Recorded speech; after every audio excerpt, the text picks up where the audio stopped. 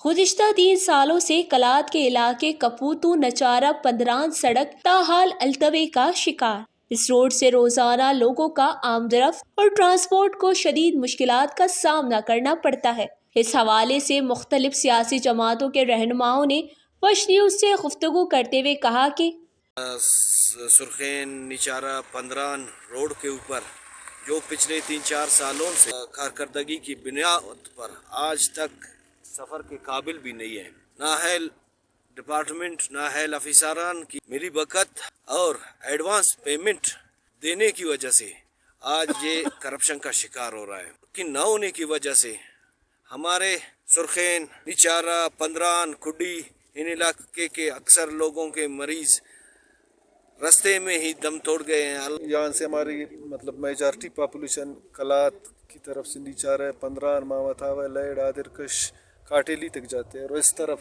ہمارے مامتاوے کڈی لنگاری خٹونکی اور منئی تک جاتے ہیں۔ ایک تو یہ ہے کہ خوار ہے، دوسری طرف ان کے باغات ہے، ادھر ان کی فصلات ہے، خصوصاً فصل لے جانے کے لیے فارم ٹو مارکیٹ روڈ ہے، لوگوں کو کافی دشواری کا سامنا کرنا پڑتا ہے۔ روڈ نہ حالت نہ مریضہ کرائے صاحب تو نہ حالت رائے صاحب ٹی دا یا خاطے ٹی دا حساب کتاب نمبر نہ موٹر سائیکل پنچر مننگ ٹیو مریض مرے کی تو نہ فاسنگ صفا۔ انہوں نے کہا کہ کلات تا پندران نچارا روڈ پر گزشتہ 3 سالوں سے ٹھیکیدار کام ادھورا چھوڑ کر خرگوش کے گہرے نیند میں سوئے ہوئے ہیں۔ انہوں نے کہا کہ محکمہ CNW اور ڈپٹی کمشنر کو اس روڈ کے مکمل کرنے کے لیے بار بار آگاہ کیا گیا، مگر اس جانب توجہ دینے کے لیے کوئی زحمت بھی نہیں کرتا۔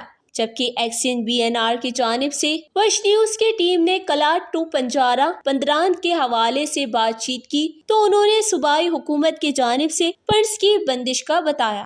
وش نیوز کلات بلوچستان۔